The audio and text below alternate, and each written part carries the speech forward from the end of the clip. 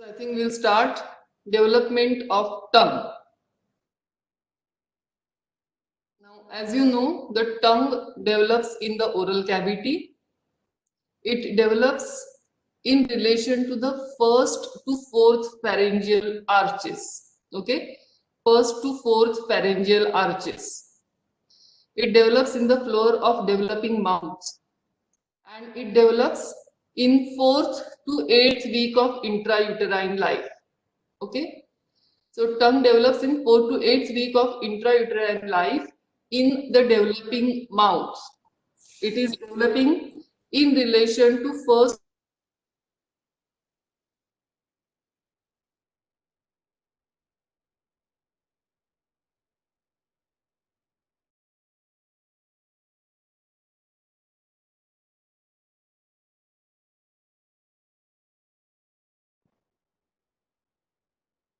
Your voice is not audible. All these terminologies are new to you. Remember, lateral lingual swelling. So lingual is related to the tongue. So lingual swellings are there. Tuberculum impar. The name tuberculum impar, remember, and hypobronchial eminence. Hypobronchial eminence. So eminence and tuberculum both are raised areas. Okay. So lingual swellings, tuberculum impar, and hypobronchial eminence. So these are the components or primordia required for the development of the tongue. So what are they? First is lingual swelling. You know that the mesoderm, these are the pharyngeal arches. So mesoderm in the lateral wall of the pharynx, it becomes thickened to form these pharyngeal arches, isn't it? Now there are 6 arches of which the 5th one disappears. Now these arches, they are made up of mesoderm, and mesoderm from each arch, it moves ventrally here, okay, from both the sides, and it fuses in the midline forming the floor of pharynx or floor of primitive pharynx or mouth, isn't it? So this is arch, first arch, this is second arch. So first arch is also called as mandibular arch.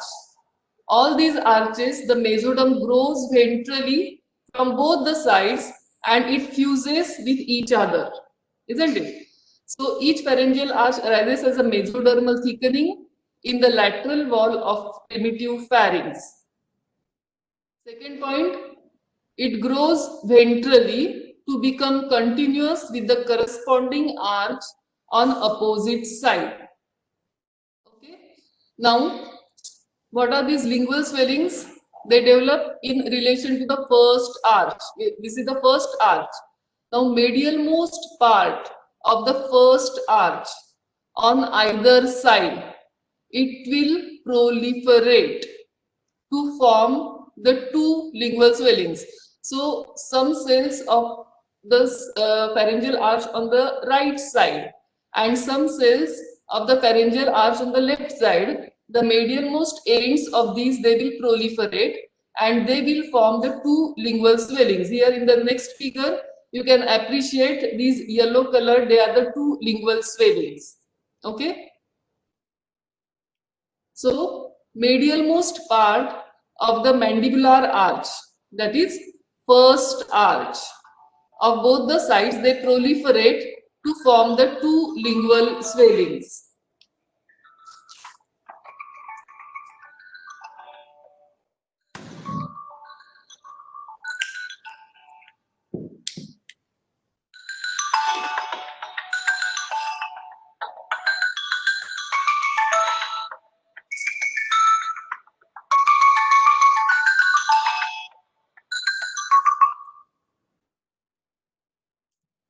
Sorry. So the 2 lingual swellings, they develop in relation to the first pharyngeal arch, that is called as the mandibular arch. Okay. So that is about the lingual swellings. 2 lingual swellings in relation to the first arch. Remember this, the relation of the arches is important for the nerve supply of the tongue. Now second swelling is the tuberculum impar. Tuberculum impar, what is that? Here you can appreciate these 2 are the lingual swellings. Okay, the serrated ones, these are the lingual swellings. Now, two lingual swellings, they are partially separated by a midline swelling, this pink color. This is nothing but the tuberculum impar. It is also developing in relation to the first arch only. So medialmost part of the first arch on either side again proliferates to form a single midline swelling. This single midline swelling separates the two lingual swellings. Okay, so two lingual swellings, they are separated on from each side, or they are separated from each other by a median swelling that is called as a tuberculum impar. Okay. Now, this is also formed by the proliferation of the medialmost part of first pharyngeal arch. So, the lingual swellings, they are formed by the proliferation of the medialmost part of the first pharyngeal arch. Second thing, tuberculum impar, it is also formed by the proliferation of medialmost part of the first pharyngeal arch. So, lingual swellings and tuberculum impar all are related with the first pharyngeal arch or mandibular arch. Two lingual swellings are there and one single midline swelling, that is tuberculum impar, is there. Now you can appreciate just behind this tuberculum impar, you see a dot. This dot is nothing but the proliferated epithelial cells. This is present between the tuberculum impar and this is called as the copula of His. Okay, what is that we will see later on. But this is the gap, this is the proliferation of the epithelial cells. And as you know, you have already studied about the development of the thyroid gland. From this epithelial height, a diverticulum goes down into the neck in the form of a duct. And what is that duct called as? That is thyroglossal duct. Okay. Now this immediately behind the tuberculum impar, the epithelium proliferates to form a diverticulum, and this diverticulum passes down, forming the thyroglossal duct. And from this thyroglossal duct, you get the development of thyroid gland, isn't it? Now, the opening of this thyroglossal duct is marked by a depression, and this depression is called as foramen cecum. So this is foramen cecum. Okay, so thyroglossal duct and foramen cecum just behind the tuberculum impar. So two lingual swellings, tuberculum impar, and behind that there is a foramen cecum from which the thyroglossal duct descends down and it forms the thyroid gland. So all this is happening in relation to the first pharyngeal arch.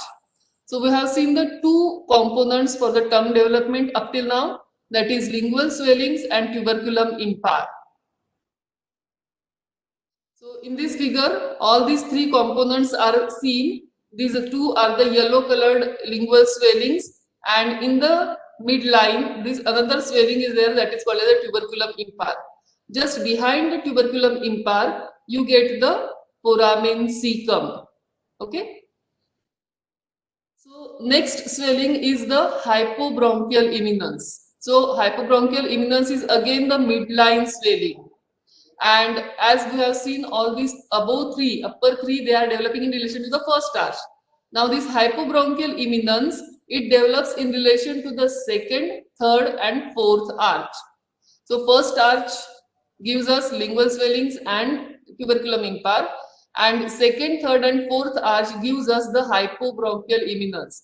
This is a large midline swelling, and soon it is divided into two parts. The upper one, that is cranial part, is there, and the lower one, that is the caudal part, is there. So cranial part is related to the second and third arch, while the caudal part is related, this caudal part is related to the fourth arch. Okay. So this hypobronchial eminence in the 5th week of the intrauterine life.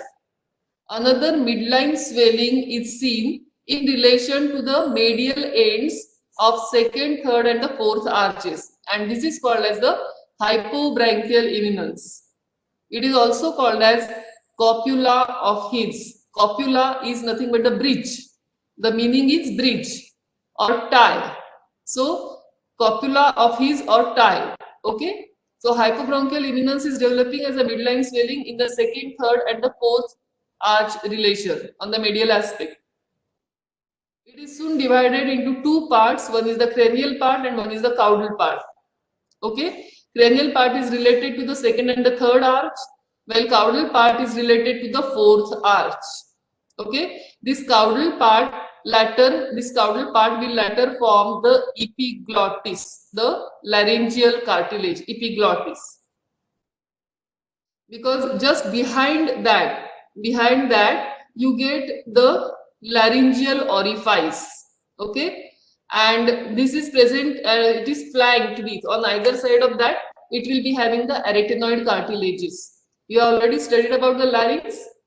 So arytenoid cartilages are there, that is array epiglottic folds will be formed, no? Array, arytenoid cartilage and epiglottic. So in between these two cartilages, you get a fold that is called as the array epiglottic folds, isn't it? And just anterior to that will be the tongue. So epiglottis and the posterior most part of the tongue, they are formed by this caudal part of the hypobronchial eminence. So three swellings are there: lingual swellings, tuberculum impar, and hypobronchial eminence. Okay. Now how the tongue is formed? Formation of the tongue. You know the tongue is divided into different parts. Anterior two-thirds of the tongue, it is freely movable in the oral cavity. So we call it as a free part or the oral part, that is anterior two-thirds. Then posterior one-third part is there, which is nothing but the fixed part or pharyngeal part, and the posterior most part is there. So we are going to see the development of all these three parts of the tongue: anterior two-thirds, posterior one-third, and posterior most part. So how the anterior two-thirds is formed? It is formed only by these two lingual swellings. They grow and they merge with each other. They proliferate, they grow, and they merge with each other. Okay. So they form the anterior two-thirds of the tongue. Now when they grow, they overcome the tuberculum impar. And it is said that tuberculum impar is having very little role in the formation of tongue. So mainly the tongue is formed, anterior two-thirds is formed by the two lingual swellings. They grow, here in the second figure you can appreciate, they grow and they fuse with each other, they merge with each other, and they form the anterior two-thirds of the tongue. When they are proliferating, they overgrow or they grow over the tuberculum impar. So tuberculum impar is buried under these lingual swellings, and it is having very small role in the formation of the tongue. Okay, so anterior two-thirds is solely formed by the lingual swellings, isn't it? So the lingual swellings, they merge with each other and they overgrow tuberculum impar. So tuberculum impar, it does not have any significant contribution in the development of tongue. Okay. So how the anterior two-thirds is formed? Two lingual swellings are there. They rapidly increase in size. They merge with each other and they form anterior two-thirds of the tongue. Now, when you see our tongue in the mirror, you can appreciate a median sulcus. So that is nothing but the fusion of two lingual swellings on either side. Okay, they fuse in the middle and that forms the median sulcus. And if you go deep through that median sulcus, that is in the substance of the tongue, you will get the fibrous band is there. So that is the fibrous band which is present internally also. So fibrous median sulcus will be there, median sulcus and fibrous septum will be there, midline septum will be there. Now this tongue is formed, but you know that anterior two-thirds of the tongue or oral part is freely movable. Up till now, it is formed in the floor of the mouth. So it should be separated from the floor of the mouth. So how it gets separated? Because of the alveolo-lingual sulcus. Now, what is this alveolo-lingual sulcus? The name indicates alveolo, that is alveolar process. That means the teeth and the gum, and lingual is the tongue. So between the gums and or the teeth and tongue, a sulcus develops, and it separates the anterior two-third of the tongue from the floor of the mouth, and so it becomes freely movable. We can talk, we can protrude the tongue out. All this is because of the formation of alveolo-lingual sulcus, which separates the tongue from the floor of the mouth, and thus we get the free part of the tongue or the oral part of the tongue. Okay, so formation is by the lingual swellings, and lingual swellings, they merge with each other and they get separated from the oral cavity. So that is how the anterior two-third is formed. So what is the nerve supply of anterior two-third? Because it is developing from the lingual swellings. Lingual swellings, they are coming from the first arch. So nerve supply of the anterior two-thirds of the tongue should be from the first arch. So what are the nerves of the first arch? One is mandibular nerve, one is the chorda tympani, which is a pre-traumatic branch, isn't it? So nerve supply, now nerve supply of the tongue will be general sensations and spatial sensations, that is taste sensations.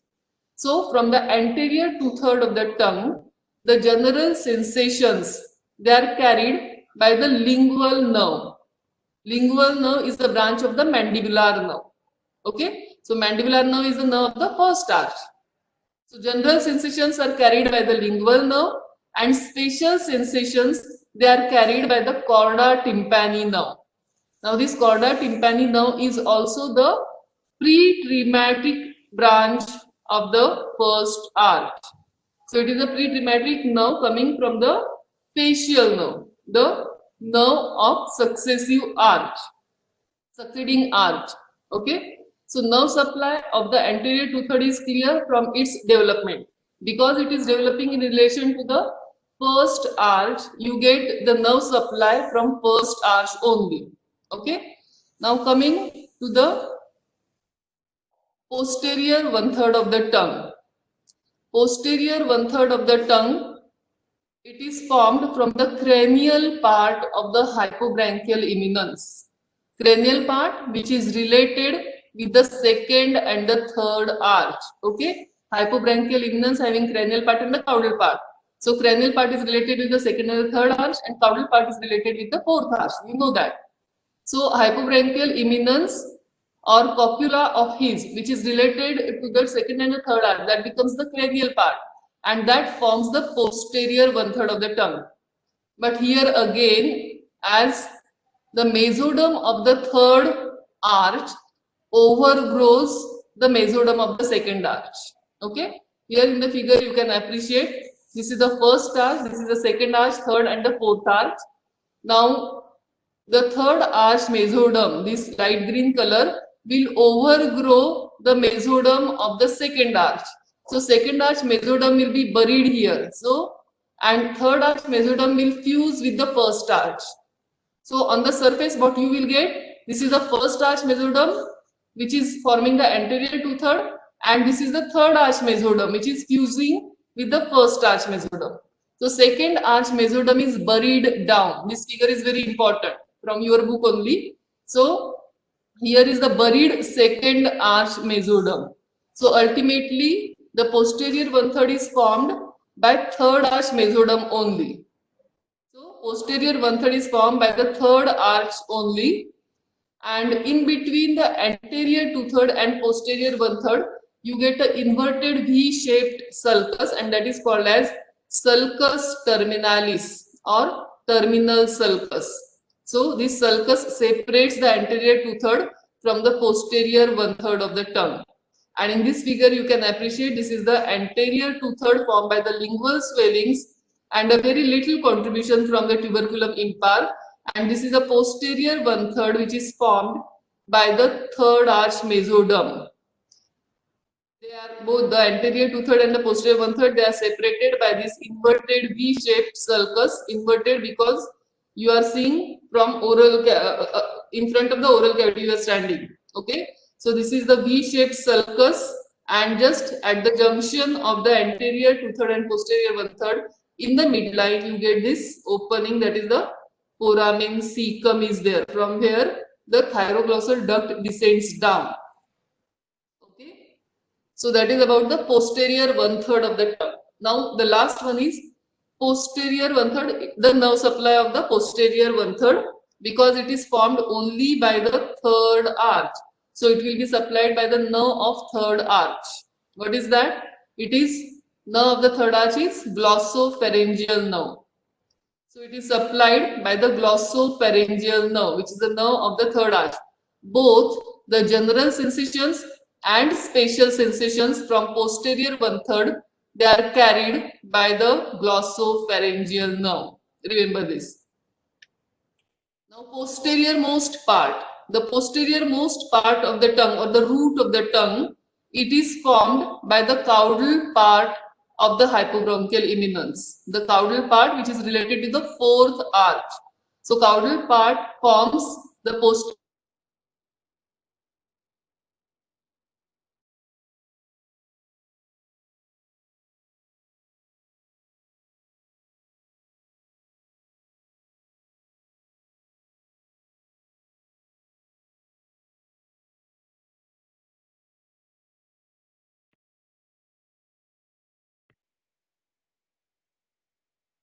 You're not audible.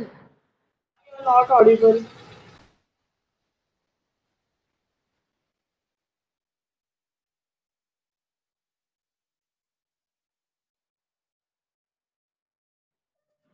Ma'am, you're not audible, ma'am. We are not audible. Myotome except palatoglossus. Okay, except palatoglossus, all the muscles they develop from the occipital myotome, and so nerve supply. Yes. Ma'am, you are not audible for last 2-3 minutes.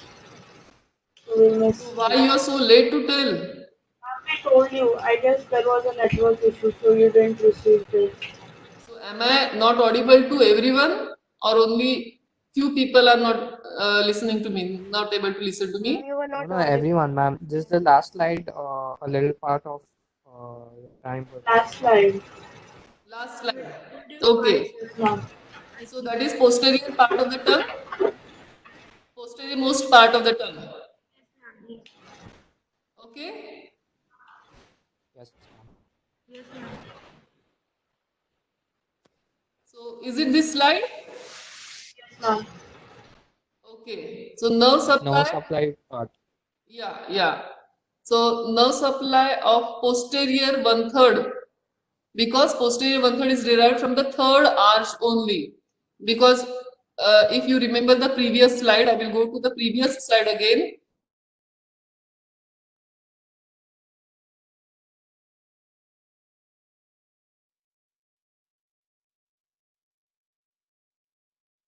Ma'am, you are not audible again.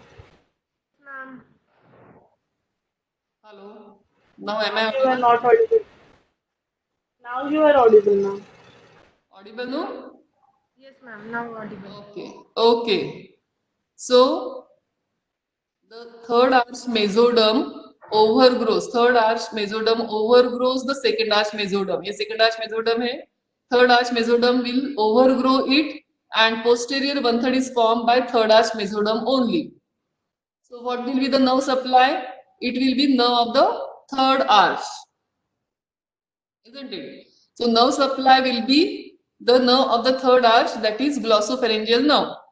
So glossopharyngeal nerve, which is carrying the general sensations as well as spatial sensations from posterior 1/3 of the tongue. Okay, because glossopharyngeal is the nerve of the third arch. Clear? Am I clear? Yes, ma'am. Okay. Then posterior most part. Okay.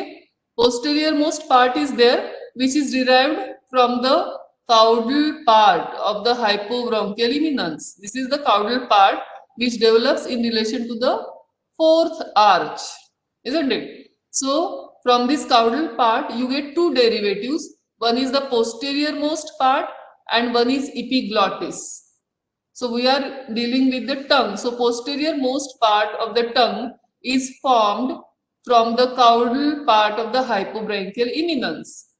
Okay, because this caudal part is related with the fourth arch. So posterior most part will be supplied by the nerve of fourth arch, that is superior laryngeal nerve, which is a branch of vagus nerve.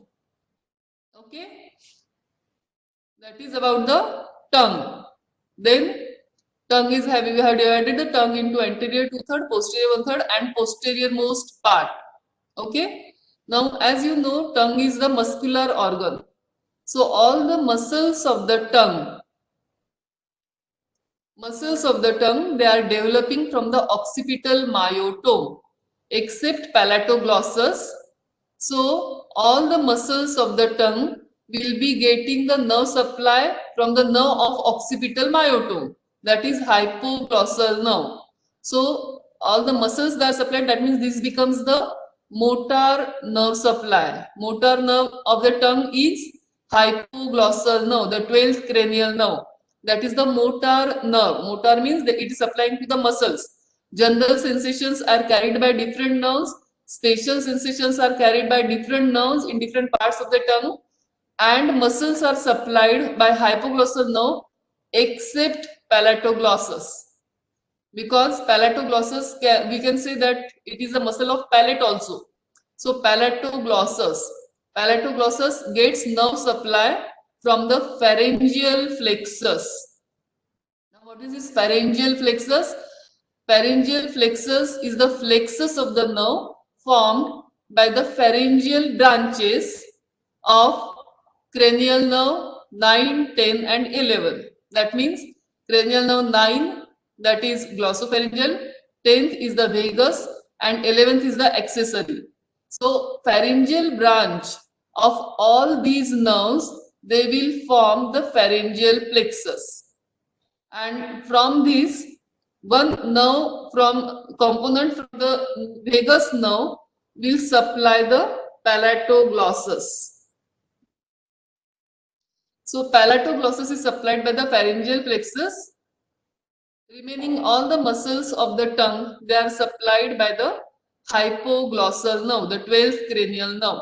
Except, so exceptions are there in head neck face. All the muscles of the tongue are supplied by, except. Okay. So all the muscles are supplied by the hypoglossal nerve except palatoglossus. Okay.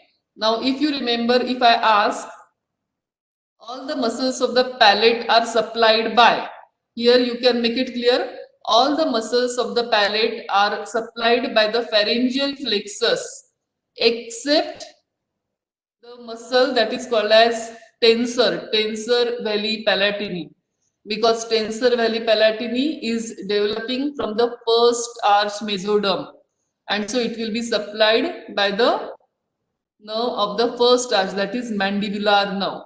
Okay, if you remember it. So such exceptions are there in the head neck face and you have to remember them. So that is about the muscles. Now we have seen, see, this is the summary of what we have seen up till now. The part of the tongue, anterior 2/3 of the tongue except circumvallate papillae. Now these circumvallate papillae, they are present in front of the V sulcus, that is in front of the sulcus terminalis, but they are not supplied by the first arch nerve. They are supplied by the glossopharyngeal nerve. Okay, why? We will see later on. So anterior 2/3 of the tongue is derived from lingual swellings.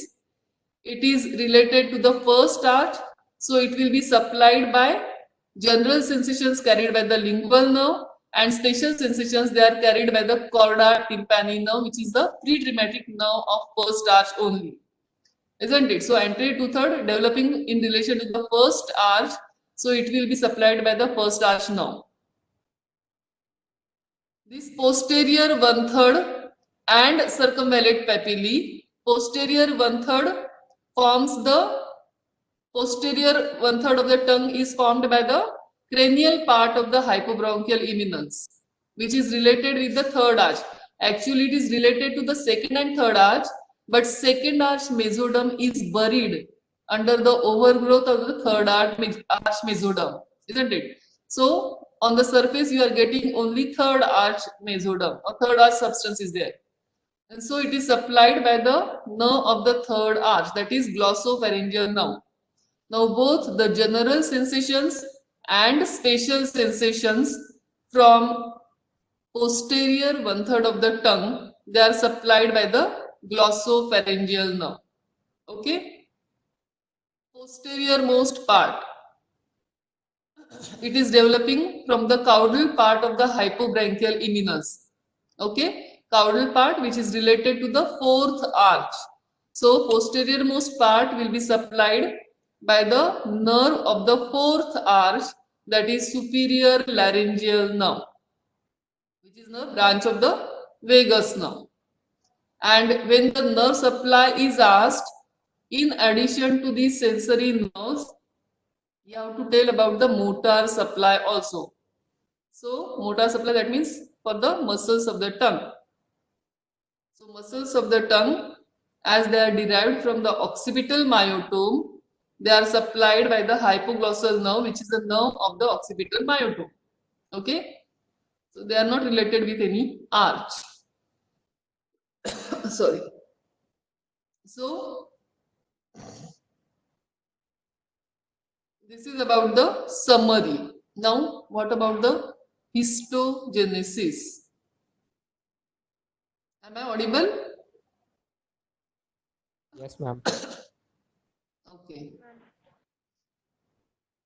Now, as we know, the tongue substance is made up of, on the surface it is mucous membrane or lining epithelium. Underneath there will be the fibrous tissue, fibromuscular tissue will be there, and muscles are there. Okay. So each component is derived from where? The lining epithelium is, or mucous membrane is derived from the endoderm of the pharyngeal arches. So endoderm, the innermost lining of the pharyngeal arches. You know the pharyngeal arch is lined by ectoderm from outside and endoderm from inside.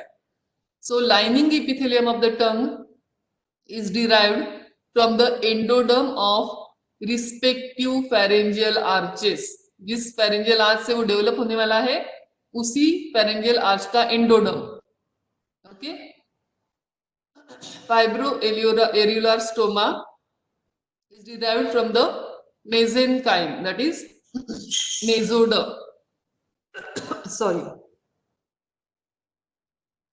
And the third one is muscles of tongue. They develop from occipital myotome. Excuse me.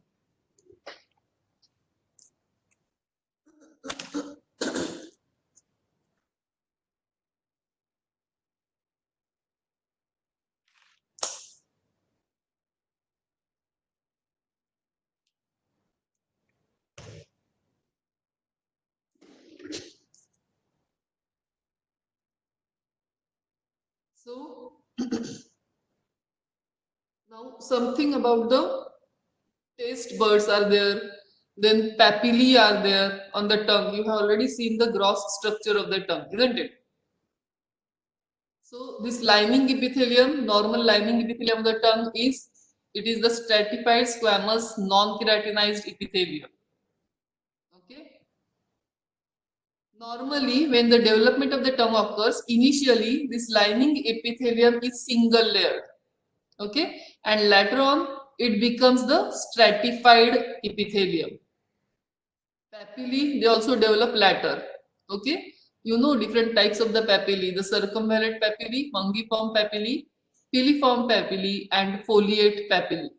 Okay, so in addition to this, you get taste buds in these papillae. Taste buds, they are present in the circumvallate papillae, in the fungiform papillae also, and in the foliate papillae also. Except in the piliform papillae, remaining all the papillae, they show presence of the taste buds. Now, what are these taste buds? Taste buds, they are nothing but the modified epithelial cells only. Lining surface is there, and some cells on the epithelium, they get modified and they form the taste buds. Now, how the taste buds are formed? Which cell of the epithelium should be converted into a taste bud cell? जहां भी test sensation carry करने वाले nerve का ending आके touch होगा, that cell will be converted into the taste bud cell. Okay? अब test carry करने वाले नर्व्स कौन कौन से हैं? In the anterior 2/3 it is chorda tympani, in the posterior 1/3 glossopharyngeal, and in the posterior most part it is superior laryngeal. So in the nerves के nerve endings और gustatory nerve endings पे जो cells है, that is gustatory nerve cells, they will come and they will touch the epithelial cells. So wherever this interaction is there, those epithelial cells will be converted into the taste bud cells. Okay, and this mechanism is called as the inductive interaction. Okay, so these nerve cells, they are acting as the inducers. Wherever the gustatory nerve cell will touch on the epithelium, that epithelial cell will be modified and it will form the taste bud. Okay, so that is called as inductive interaction. So taste buds, they are formed by the inductive interaction between the epithelial cells of the tongue and invading gustatory nerve cells from chorda tympani, glossopharyngeal and superior laryngeal nerve. Clear hai? Is it clear? Ma'am. Yes, ma'am. Okay. So taste buds, they are formed now. Now what about the different papillae? Okay. You know 4 types of the papillae, they are there in the tongue. Circumvallate papillae, piliform papillae, pungiform papillae and foliate papillae. So when they develop, how they develop? So remember of which आज के इस video में मैं सिर्फ एक ही video पर बात करूंगा। मैं बात कर रहा हूँ कैरी बिनाटी, एल्विस यादव, रंजित और Krishna. who has unmute? Who is there? Watching TV. I can hear some noise. So at the end of the 8th week, the valate papillae, circumvallate papillae and the foliate papillae, they appear. And they appear in the close to the termination of the glossopharyngeal nerve, because these 2 papillae, they are supplied by the glossopharyngeal nerve.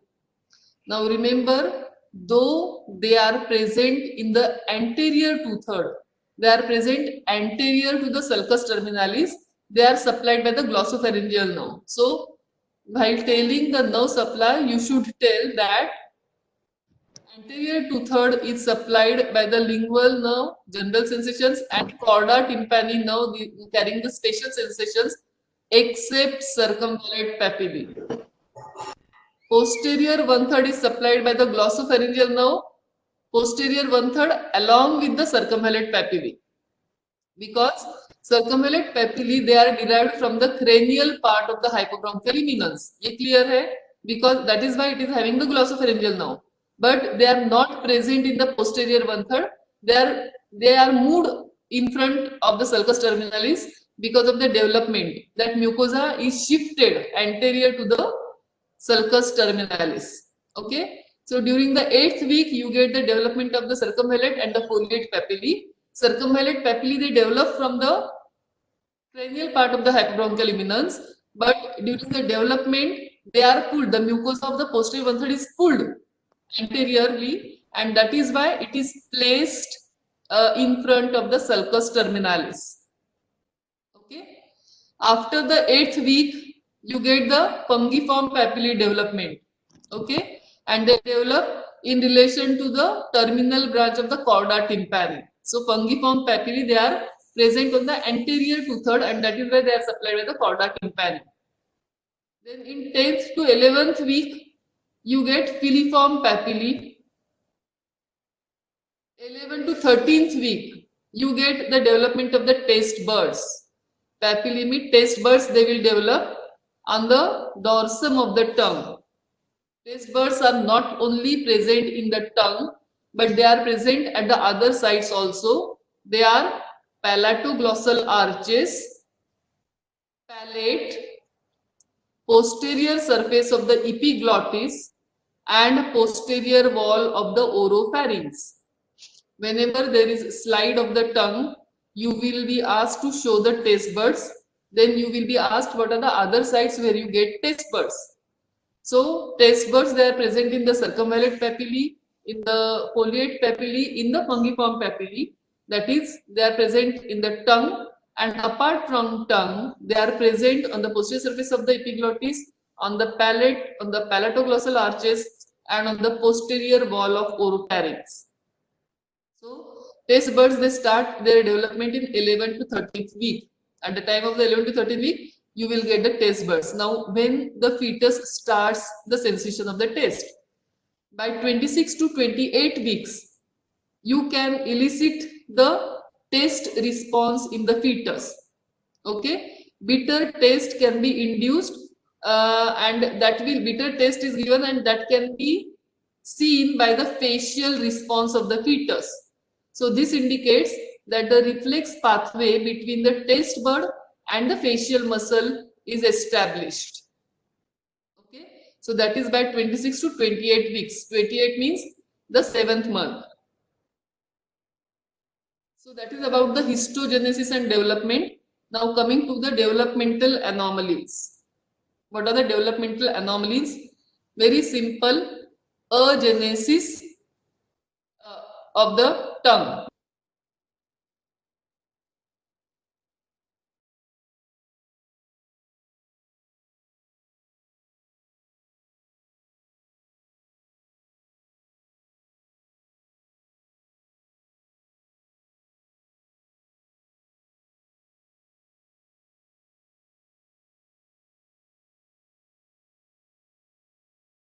We cannot hear you again.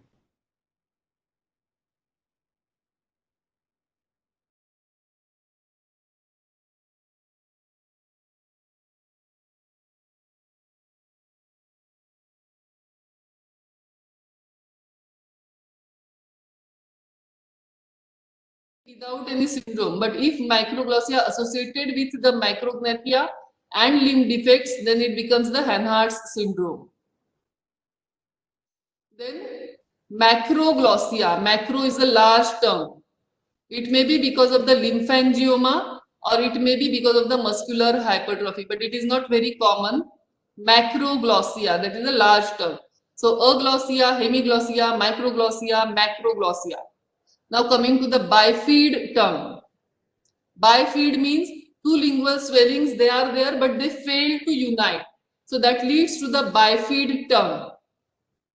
Then lingual thyroid. Sometimes you get the accessory thyroid tissue into the tongue. This is because failure of the migration of the thyroid gland down along the thyroglossal duct. So sometimes in the tongue you get thyroid gland. Sometimes there may be the remnant of the thyroglossal duct in the form of a cyst at the base of the tongue. So that is remnant of the thyroglossal duct.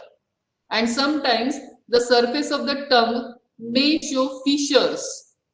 The fissures are there, hypertrophy of the lingual papillae is there, and it is very commonly seen in the Down syndrome, fissured tongue. Okay?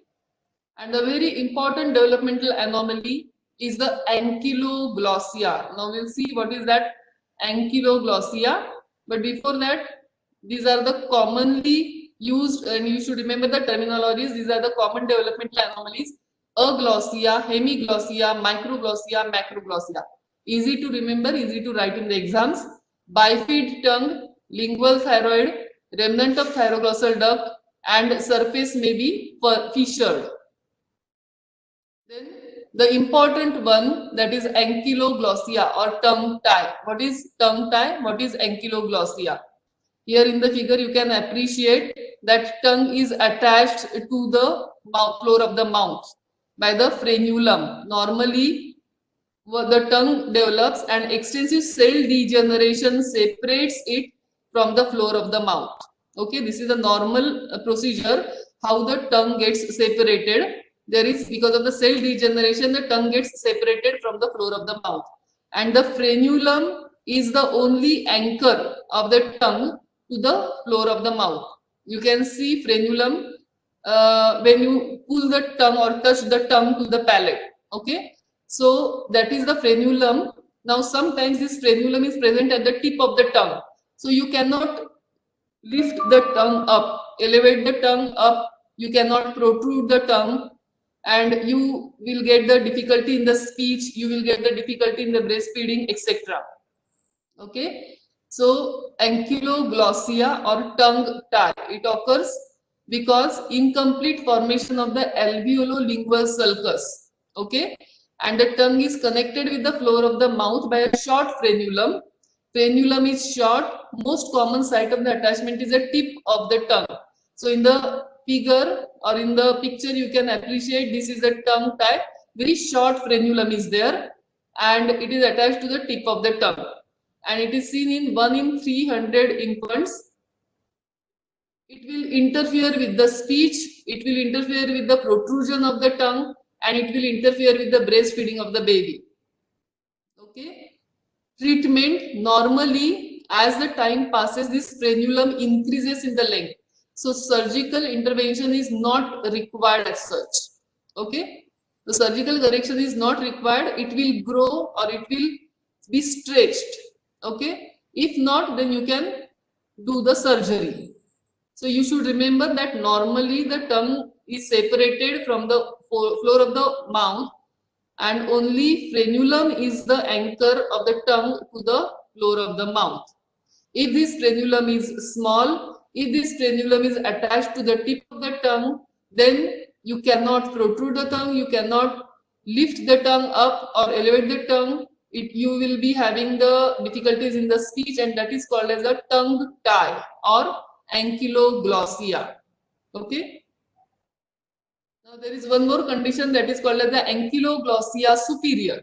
Ankyloglossia, the tongue tie on the superior aspect. That means the tongue is adherent with the palate.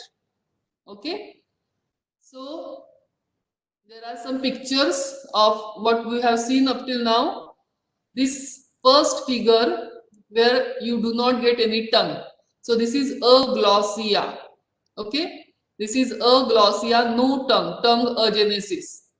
Here you can see the tongue is very small, that is microglossia.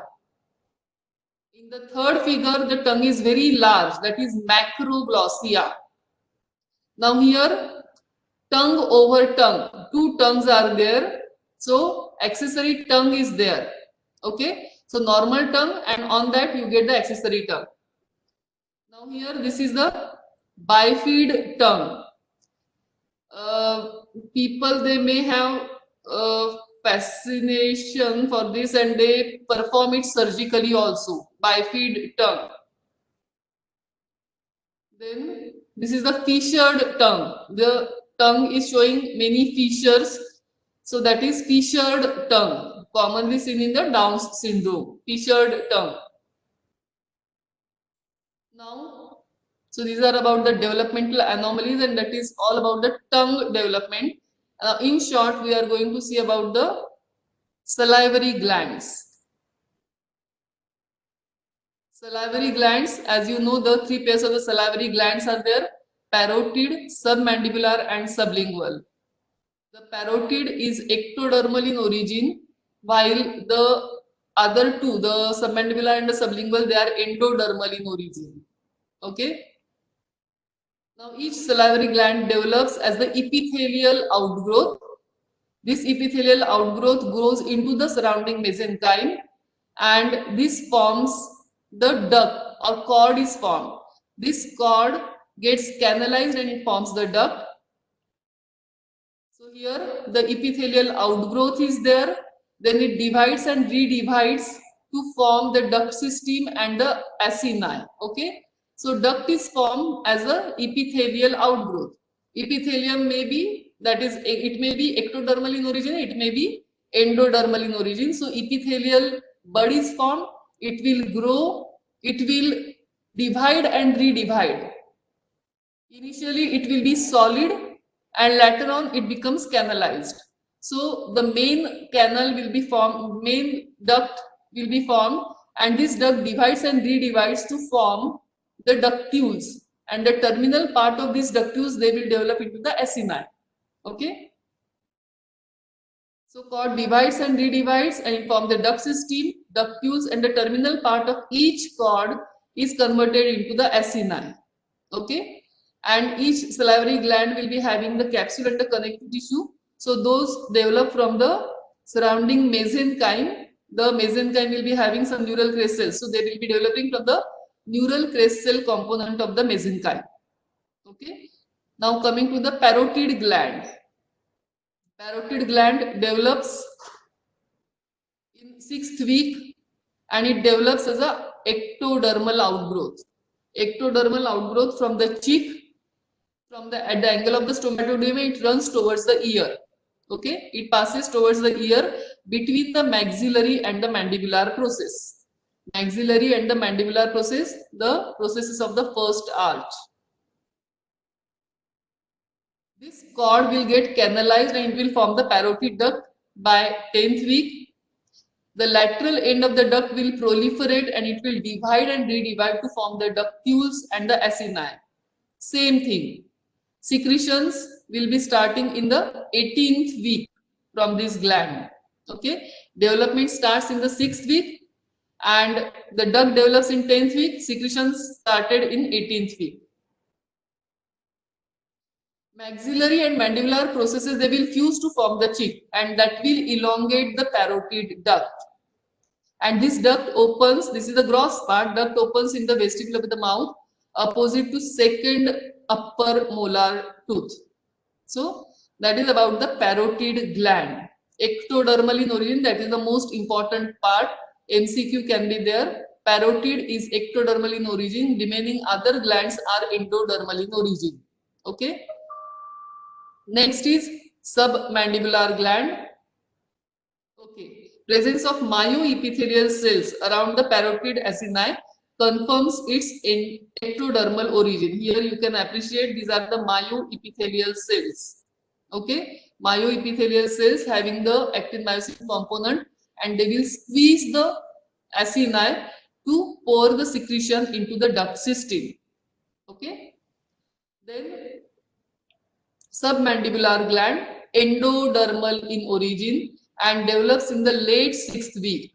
Okay, it develops from the floor of the stomodium on either side of the linguogingival sulcus. Linguo is the tongue, gingival is the gums, or alveolo-lingual sulcus you can call it. Okay, so it grows on the posteriorly on the lateral aspect, on the lateral side of the tongue. It goes on the posterior aspect. It gets canalized, that will form the duct. These ducts will divide and redivide to form the ductules and the acini in the 12th week. And the secretion starts in the 16th week. Remember, the first gland to form is the parotid. But this submandibular gland grows after birth also for the formation of the mucus acini. Okay. So, submandibular gland, endodermal in origin and growth continues after birth also.